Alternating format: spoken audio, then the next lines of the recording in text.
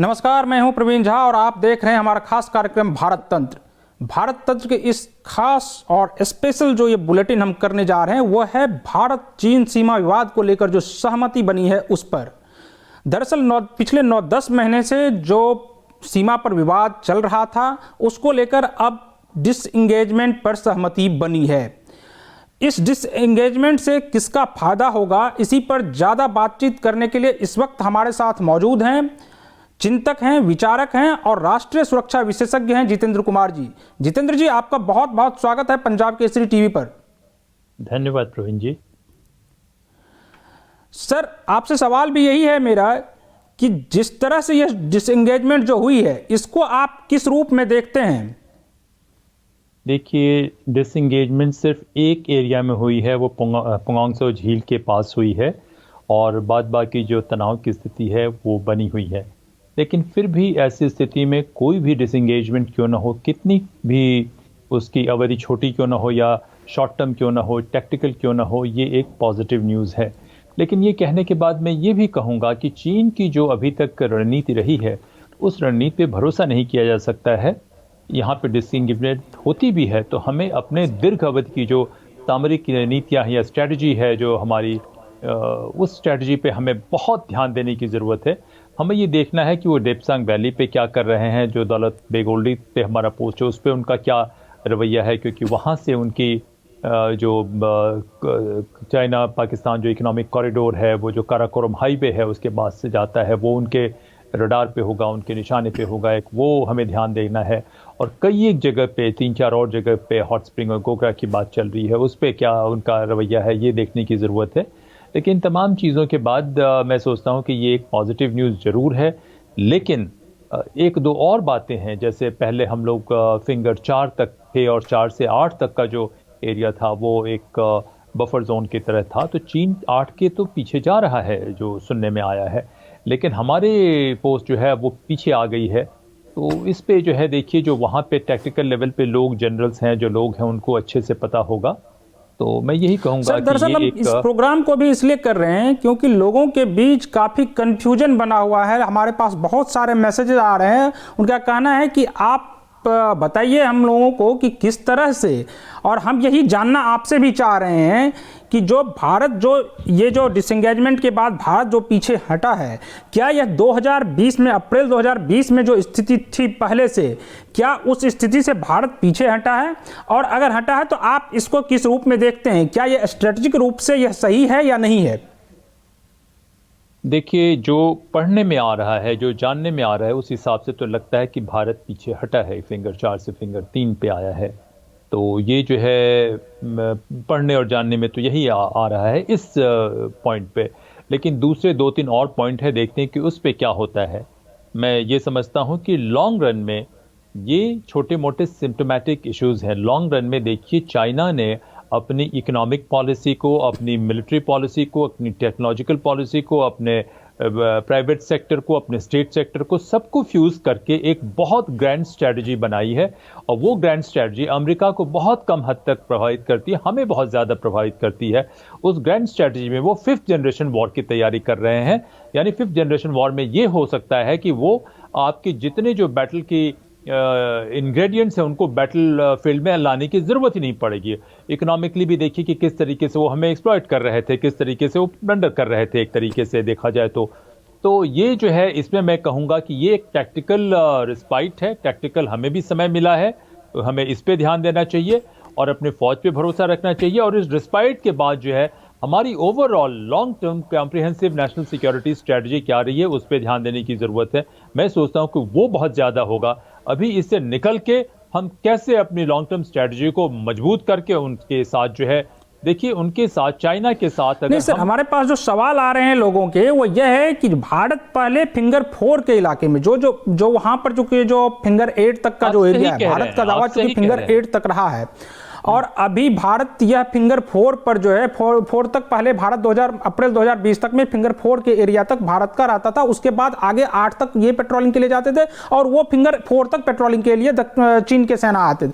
लेकिन क्या आपको लगता है कि अब जो चूंकि अब हम धन सिंह थापा जो हमारा बेस कैंप है, अब हम वहां पहुंच गए और ये बेस कैंप 2 और 3 फिंगर 2 और 3 के बीच में है, तो क्या आपको लगता है कि जो स्थिति पहले बनी हुई थी 2020 के अप्रैल से पहले तक, वह स्थिति अभी नहीं है और यह जो है भारत जो है, क्या यह मतलब तत्काल रूप से पीछे हटा है या फिर बातचीत में कुछ इस तरह की सहमति बनी है कि 3 से लेकर अब 8 तक का एरिया जो है वह बफर जोन हो जाएगा, यानी नो मैंस लैंड हो जाएगा?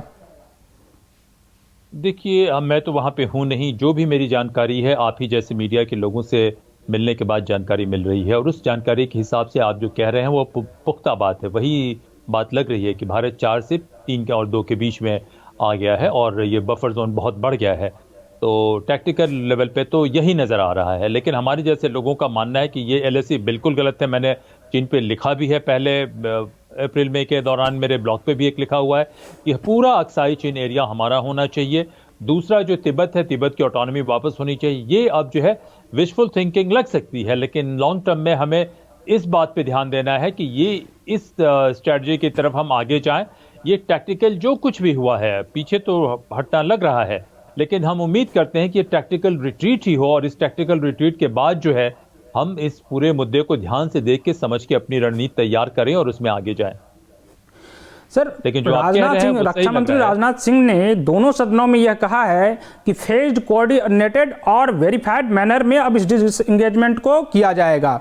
लेकिन जो चीन की जो अभी तक की जो चीन को जो जिस रूप में देखा जाता है कि आज तक जो है वो लगातार धोखा देने का ही काम किया है, तो क्या आपको लगता है कि ये जो 3 बिंदु पर बात कर रहे हैं रक्षा मंत्री, क्या इससे भारत को फायदा होगा या फिर चीन जो है फिर से एक बार उसी तरह दगाबाजी करेगा जिस तरह से कि आज तक चीन की जो नियति रही है वह फिर से एक बार देखने को मिलेगा? देखिए, जब 2 देशों के या 2 बड़ी सभ्यताओं के बीच में ऐसी प्रतिद्वंदिता चलती है तो ये प्रतिद्वंदिता का मूल नतीजा जो है कभी कभी सदियों में आता है, दशकों में आता है। तो ये एक छोटी मोटी घटना से हमें बिल्कुल नहीं ज़्यादा उत्तेजित होना चाहिए। आप जो कह रहे हैं वो पुख्ता बात है कि ये जो है हम फिंगर 4 से 3 तक नज़र आए हैं, लेकिन जो पूरा मुद्दा है बड़े परिप्रेक्ष्य में अगर हम देखें तो उस परिप्रेक्ष्य में पूरा मुद्दा है भारत और चीन कैसे एक हेल्दी इक्विलिब्रियम बनाएं जहां दोनों एक दूसरे का सम्मान करें।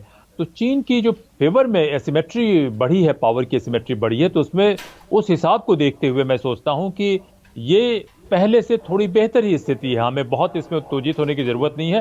चीन भी फिंगर 8 के पीछे जा रहा है, लेकिन हम फिंगर 3 के पीछे आ गए हैं या फिंगर 4 के पीछे आ गए हैं। ये टैक्टिकल रूप से आपकी बात बिल्कुल सही है कि ये लग रहा है कि ये स्टेटस को एंटेन नहीं है।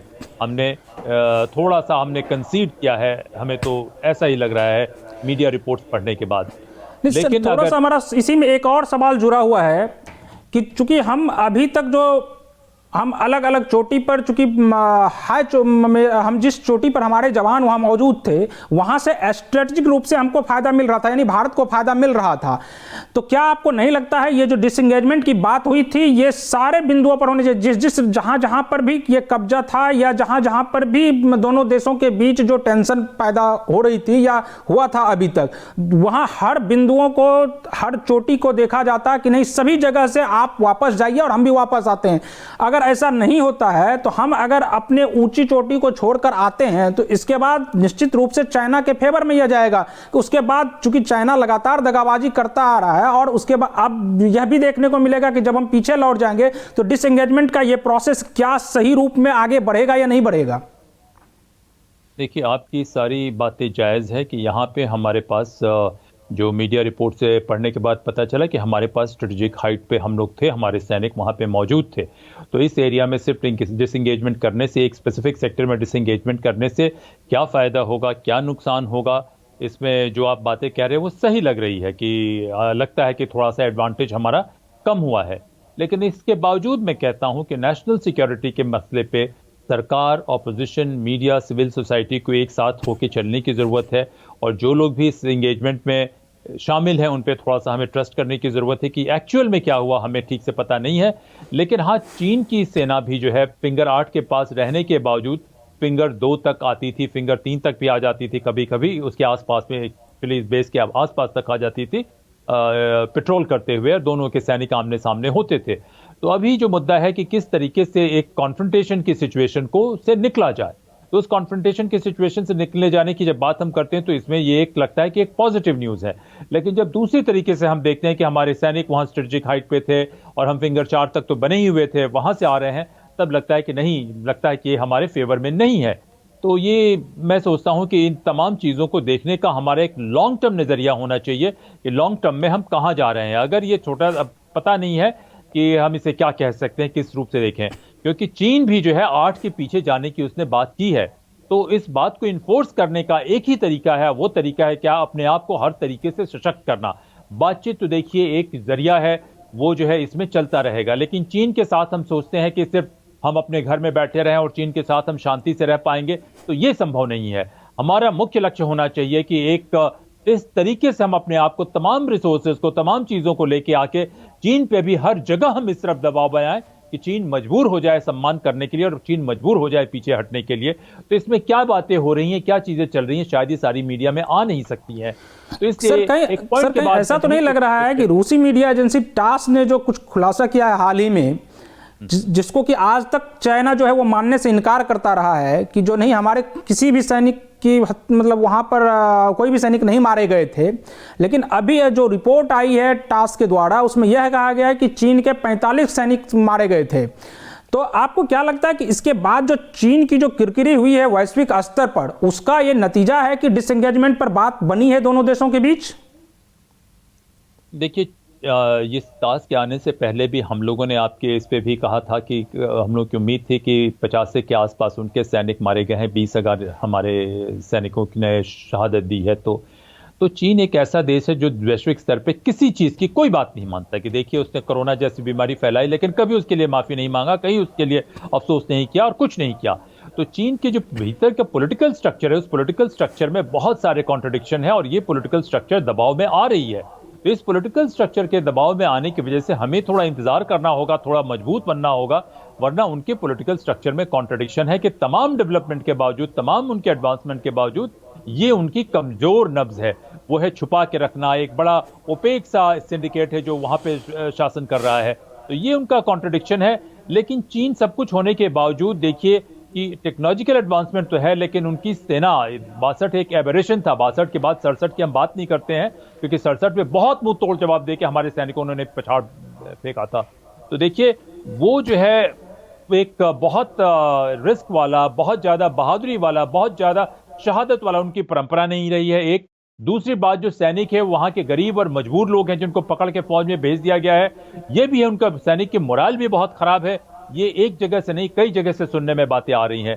तो देखिए, एक पॉइंट के बाद अगर चीन पे दबाव बनाया जाए तो चीन दबाव नहीं झेल सकता है। और मैं कई बार कह चुका हूं कि हमें एक मजबूत स्ट्रेटेजिक विजन और स्ट्रेटेजिक स्ट्रेटजी दोनों की जरूरत है। और ये स्ट्रेटेजिक स्ट्रेटजी में सारी चीजें आनी चाहिए, कॉर्पोरेट सेक्टर से लेके R&D से लेके टेक्नोलॉजी से लेके डिफेंस से लेके सिक्योरिटी से लेके हर चीज आनी चाहिए। क्योंकि चीन के साथ तभी एक ऐसा इक्विलिब्रियम बन सकता है कि चीन और हम दोनों सुकून से रह सके। अन्यथा जो है हम सोचे कि अब इस बार अगर ये मुसीबत चली गई है, हमने कर लिया, आगे चीन आक्रमण नहीं करेगा, आगे चीन अपनी बातों को मानेगा, ये संभव ही नहीं है। उनके पॉलिटिकल ढांचे की वजह से ये समस्या लगातार तब तक आती रहेगी जब तक भारत एक डोमिनेंट पोजीशन में नहीं आ जाए, और डोमिनेंट पोजीशन में अपने डेमोक्रेटिक क्रेडेंशियल के साथ में कहूंगा नहीं आ जाए, तब तक चीन के साथ समस्या का अंत नहीं होने वाला है। सर, जिस तरह से अब इस पर राजनीति भी शुरू हो गई है, दोनों दल, ये चाहे सत्ता पक्ष हो या विपक्ष हो, सत्ता पक्ष के लोगों का कहना है कि ये भारत की जीत हुई है, क्योंकि भारत ने जो चाइनीज ऐप बैन किए या चाइना के साथ जो इंपोर्ट कम कर दिया, यानी 6% से 8% के बीच बताया जा रहा है जो इंपोर्ट कम किया गया है, उसकी वजह से चीन की रीढ़ टूट गई और चीन इस समझौते पर आने को तैयार हो गया। लेकिन वहीं राहुल गांधी ने प्रेस कॉन्फ्रेंस कर कहा है कि भारत के प्रधानमंत्री नरेंद्र मोदी डरपोक हैं और भारत माता की भूमि को चीन को दे दिया है। आप इस राजनीति को किस रूप में देखते हैं? प्रवीण जी, मैंने ये नहीं उम्मीद किया था कि आप ये सवाल मुझसे पूछेंगे। ये मैंने देखा और देखने के बाद बहुत ही अफसोस हुआ कि भारत में, मैंने कहा आपसे कुछ ही देर पहले कहा कि राष्ट्रीय सुरक्षा के मसले पे सरकार, opposition, corporate sector, media, civil society, think tank, सारे लोग एक पेज पे होने चाहिए। एक हमारा ये होना चाहिए। मैंने कुछ दिनों पहले एक सेमिनार करवाया था, वो कि रिफॉर्म इन पॉलिटिकल पार्टीज में रिफॉर्म क्यों आवश्यक है। और काफ़ी साल पहले मेरा ये था कि हर एक सेक्टर में मैं रिफॉर्म की बात कर रहा था। एक विजन डॉक्यूमेंट था, इन डॉक्टर से एक भारत का जो विजन डॉक्यूमेंट था, उसे मैं किताब के रूप में लिखना नहीं चाहता था, मैं उसे एक्शन के रूप में परस्यू करना चाहता था। और उसमें सबसे पहला मुद्दा था, मेरे दो मुद्दे थे, एक तो पॉलिटिकल पार्टीज में रिफॉर्म, दूसरा हिंदुस्तान के कॉर्पोरेट सेक्टर में रिफॉर्म। ये दोनों जो है भारत के लॉन्ग टर्म राष्ट्रीय सुरक्षा के लिए बहुत घातक साबित होंगे और हो रहे हैं, क्योंकि पॉलिटिकल पार्टी जो है कई एक प्राइवेट लिमिटेड सिंडिकेट की तरह हो गई हैं, जिनका काम है, जैसे मुगल के ज़माने में कुछ लोग गैंग होते थे, एक दूसरे से लड़ाई कर रहे होते थे, और उस लड़ाई में जो है उन्होंने भारत की जो भी संपन्नता थी, मजबूती थी, उसका सत्यानाश कर दिया, सर्वनाश कर दिया। और यही हाल जो है, इसी स्थिति में मैं क्षमा चाहता हूं पूरे पॉलिटिकल क्लास से कि वही स्थिति हो रही है, और साथ में कॉर्पोरेट की भी वही स्थिति हो रही है कि ये कंपटीशन के बजाय ये उन दोनों लोगों के बीच में वॉर है, और उसके वॉर का खामियाजा देश को भुगतना पड़ रहा है। देखिए, हिंदुस्तान में थोड़ा सा इसमें एक सवाल और जोड़ना चाहेंगे कि जिस तरह से राहुल गांधी ने आज यह बयान दिया है, देखिए उनकी कि भारत के प्रधानमंत्री डरपोक हैं और भारत माता की भूमि जो है वो चाइना को सौंप दिया है। तो आपको क्या लगता है, ऐसे वक्त में जब डिसएंगेजमेंट पर बात बन रही है दोनों देशों के बीच, ऐसे में यह बयान जो है निश्चित रूप से एक तरह से कहा जाए तो वो भारत के पक्ष में जाता हुआ नहीं दिख रहा है, क्योंकि जब अब इसको चाइनीज मीडिया जो है वो निश्चित रूप से इसको उठाएगी कि देखिए किस तरह से भारत में विपक्षी दल है वो प्रधानमंत्री को कटघरे में खड़ा कर रहा है। तो क्या आपको लगता है कि ये जो बयान है, इस तरह का बयानबाजी होना चाहिए? क्योंकि कल जो है राजनाथ सिंह ने दोनों सदनों में कहा था कि भारत की एकता और अखंडता को बनाए रखने के लिए पूरा सदन एक है और पूरा देश एक है। ऐसी स्थिति में इस बयान को आप कैसे देखते हैं? देखिए, ये बहुत ही अफसोसजनक बयान है। राहुल गांधी के नाम मैं नहीं लेना चाहता हूँ, वो बहुत अच्छे व्यक्ति हैं और उनके पिताजी को से मेरी मुलाकात हुई है कभी, और वो भी बहुत अच्छे व्यक्ति हैं। लेकिन व्यक्तियों का अच्छा होना दूसरी बात है, और एक किसी स्थिति के अनुसार कुछ कहना दूसरी बात है। मैं जो है कई दफ़े कह चुका हूँ कि ये वंशवाद जो है, चाहे वो राजनीतिक दलों में हो या कॉर्पोरेट सेक्टर में हो, दोनों जगह से वंशवाद बंद होना चाहिए, क्योंकि इसी वजह से हिंदुस्तान की तबाही बर्बादी की वजह मुगल काल के आने से पहले की मैं बात कर रहा हूं कि वंशवाद थी। नहीं तो हम लोग तो राजा भरत के समय से गणराज्य हुआ करते थे और उसी वजह से हमारी संपन्नता और ताकत थी। तो इन्होंने तो बहुत गलत किया, कहा है जो भी कहा है। लेकिन मैं सोचता हूं कि जब 2014 में बदलाव आया तो लोग वंशवाद के खिलाफ लोग नाराज थे, तो उसके बाद क्यों नहीं वंशवादी पार्टियों को बंद कर दिया गया? उनके वंशवादी दलों को बंद कर देना चाहिए था, इनको चैरिटेबल ऑर्गेनाइजेशन के रूप में बना देना चाहिए था कि जो भी मेरिट के जरिए जो भी स्ट्रक्चर प्रोसेस जो भी हो उसमें लोग आए और आने के बाद जो काबिल हो वो लोग जवाब दें। और इस मुद्दे पे झगड़ा होता है तो बहुत ही अफसोस की बात होती है कि जो लोग अपनी जान देते हैं, अपनी शहादत देते हैं, अपनी जिंदगी देते हैं, उन लोगों के ऊपर क्या बीतती होगी कि हमारे ये राजनीतिक दल आपस में ही झगड़ा कर रहे हैं। और जो लोग राजनीति में हैं, राजनीतिक दलों में हैं, 90% 95% वो लोग हैं जिनका कोई राष्ट्रीय सुरक्षा से लेना देना नहीं है, कोई उनको तजुर्बा नहीं है। तो देखिए, इसी वजह से, इसी सब चीजों को देखते हुए कुछ दिनों पहले मैंने लेख भी लिखा और कहा भी, लेकिन क्योंकि हमारे जैसे लोगों की कोई ये नहीं है कि पूछा जाता हो, अपने ही देश में विदेशी ताकत हमारे जैसे लोगों को टारगेट करके खत्म कर देते हैं कि अच्छी बात हम लोग कह नहीं पाए। तो देखिए, मुझे बहुत अफसोस होता है। क्यों? क्योंकि उन्हीं की पार्टी के रहते रहते तमाम विदेशी ताकतें इस देश में अपना जड़ मजबूत की और उनकी पार्टी की बहुत बड़ी गलती है। इस स्थिति में मैं सभी से हाथ जोड़ के निवेदन करूंगा कि देखिए, चाहे आपके हक में बात हो या नहीं बात हो, आप लोग मिल के बात करें, और पार्टी ही नहीं, जो हिंदुस्तान के दूसरे स्टेक होल्डर वो मिल के बात करें। क्योंकि मैं तो आने वाले 5 साल, 10 साल, 15 साल, 20 साल, 25 साल देख पा रहा हूं कि अगर स्थिति ऐसी ही चलती होगी रही तो क्या नतीजा होगा। ये जो है भारत अपने ही घर में जो है कमजोर हो जाएगा अगर हम भीतर के कलह को नहीं ठीक कर पाए, और ये कलह कहने भर से नहीं ठीक होगा। हम उसी वजह से मैं कह रहा हूं कि सारे इंस्टीट्यूशनल स्ट्रक्चर में बदलाव की जरूरत है। वहां पे लोग वैसे आए जो इसके भीतर जो है उनमें संवेदनशीलता हो, और सिर्फ उन्हीं की संवेदनशीलता नहीं हो, सिर्फ ऑपोजिशन की जिम्मेदारी नहीं होती है, सरकार की भी उतनी ही जिम्मेदारी होती है। तो ये जो है पॉलिटिकल पार्टीज का जो ढांचा बना हुआ है हमारे डेमोक्रेसी में, मैंने कहा कि ये राष्ट्र के लिए सबसे बड़ा खतरा बनने वाला है। विदेशी दुश्मनों को तो हम संभाल लेंगे, लेकिन इनका ये रवैया चलता रहा तो देश भीतर से बहुत कमजोर हो जाएगा। प्रवीण जी, सर आखिरी सवाल आपसे जानना चाहेंगे कि जिस तरह से ये डिसएंगेजमेंट अभी हुआ है सीमाओं पर, अगर हर जगह नहीं हुआ, जहां जहां भारत और चीन के सीमा पर विवाद बना हुआ है, अगर हर वो स्थिति नहीं बनती है, तो आपको क्या लगता है कि इस डिसएंगेजमेंट के बाद भारत 2020 अप्रैल से पुराने वाले स्थिति में फिर से पहुंचेगी? क्योंकि वहां पर जिस तरह से फिंगर 8 तक भारत के जवान पेट्रोलिंग के लिए जाते थे, क्या वह स्थिति एक बार फिर से आएगी? वो स्थिति आएगी। हम पेट्रोलिंग के लिए वहां क्या, हम और उससे आगे तक जा सकते हैं। 1928 का पीकिंग यूनिवर्सिटी का नक्शा था जिसने साफ कहा था कि पूरा अक्साई चेन भारत का है। हमारी लक्ष्य होनी चाहिए उससे और उससे भी आगे, और उसका तरीका सिर्फ बातचीत नहीं होता है। उसका एक तरीका है, वो आप अपने देश की नेशनल सिक्योरिटी स्ट्रेटजी ऐसे मजबूत करते हैं कि आपकी जीडीपी जीएनपी तो बढ़े ही बढ़े, साथ में उस एरिया में आप डेवलप करें जिस एरिया में टेक्नोलॉजिकल इनोवेशन में आप चाइना से 10 कदम आगे हों। हमारे पास दुनिया का सबसे बेहतरीन ह्यूमन रिसोर्स है जिसको हम एक्सपोर्ट करके अमेरिका भेज देते हैं, यूरोप भेज देते हैं। और गांव में रहने वाले अजीब किस्म के लोग हैं, उनके पूरी सहानुभूति है जो ईमानदारी से सोच भी नहीं सकते। थोड़ा सा रोकना चाहेंगे आपको कि चूंकि आप कह रहे हैं क्या कि वहीं तक फिंगर 8 तक नहीं, उसके आगे का भी इलाके पर हम आगे चढ़ाई कर सकते हैं। तो क्या आपको लगता है क्या कि अभी जो स्थिति उत्पन्न हुई है डिसएंगेजमेंट वाली, कि हम और 4 से भी पीछे आए हैं, तो यह स्थिति सही है? नहीं, हम पीछे आने वाली स्थिति, देखिए डिपेंड करता है कि आप कैसे देखते हैं। कि अगर हम एक कदम पीछे हट के 20 कदम आगे जा सकते हैं तो वो उसके लिए अगर हम पीछे हटे हैं कि हमारे 20 कदम आगे जाने का फिर इरादा है, तो मैं सोचता हूं कि सही है। लेकिन अगर हम पीछे हटे हैं इसलिए क्योंकि हम अपने आपस के भीतर के झगड़े में इतने इन्वॉल्व हो चुके हैं कि बाहर को हम ध्यान नहीं देना चाहते हैं, तो वो गलत है। लेकिन अगर देखिए कि हम पीछे हटे, सवाल हम इसलिए पूछ रहे हैं कि जब जब हम पीछे हटे हैं उसके बाद हम कभी आगे नहीं गए हैं। ये आपने बहुत पुख्ता बात कही प्रवीण जी, और वो आगे इससे नहीं गए हैं क्योंकि हम भीतर के झगड़े में शामिल रहे हैं। अफसोस की बात है कि थोड़ी सी प्रोग्रेस तो जरूर हुई है नेशनल सिक्योरिटी को लेकर पिछले कुछ वर्षों में इस सरकार के आने के बाद से, लेकिन जो जरूरत है वो है एकदम स्ट्रेटेजिक रिस्ट्रक्चरिंग की, कि हम अब पीछे नहीं हटना चाहते, हम आगे जाएंगे। और हमारा आगे जाना सिर्फ हमारे लिए अच्छा नहीं है बल्कि दुनिया के लिए बहुत मजबूत होगा, दुनिया के लिए बहुत अच्छा होगा।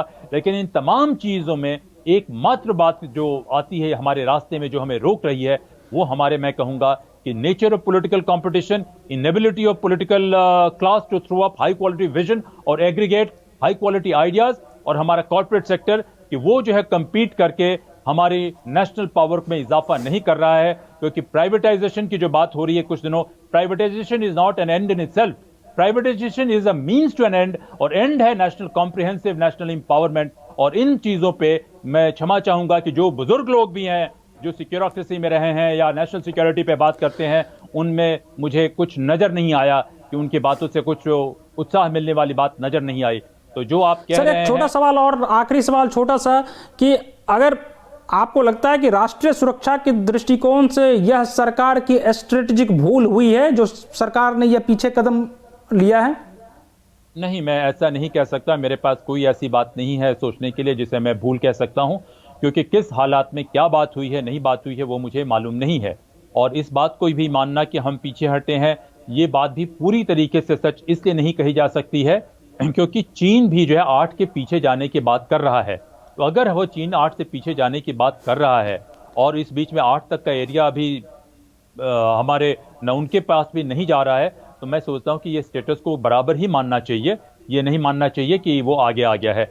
हाँ, पेपर पे सुनने पे ये जरूर लग रहा है, लेकिन मैं सोचता हूं कि ये अपने आप में एक फाइनल पॉइंट नहीं है। सर, हम तो फिंगर 4 तक थे पहले, 2020 अप्रैल से पहले हम फिंगर 4 पर थे, और चाइना जो है वो फिंगर 8 से पीछे था, यानी वो अपने इलाके में, जो कि अभी कहा जा रहा है। हालांकि अभी यह है कि फिंगर 8 से 8 किलोमीटर पूर्व की दिशा में वो पीछे हट रहा है, और भारत जो फिंगर 4 पे 2020 के अप्रैल में वहां पर था, वह अब पीछे 2 और 3 फिंगर 2 और 3 के बीच धन सिंह थापा पोस्ट पर अपना जो बेस कैंप है वहां पर पीछे लौट गया है। इसलिए मेरा सवाल यह है कि जो भारत जहां पर अप्रैल 2020 में था और चीन जहां पर था, तो क्या दोनों देश जो पीछे हटा है उसमें सबसे नुकसान किसको हुआ है? मैं ये जानना चाह रहा हूं आपसे। ये नुकसान अगर भारत ने बहुत स्ट्रेटेजिक हाइट की पोजीशन छोड़ दी है, वहाँ पे टैक्टिकल हाइट की पोजीशन छोड़ दी है और डेप्सांग में और दूसरे जगह हमारी कोई सहमति नहीं बनती है, तो नुकसान हमारा होगा।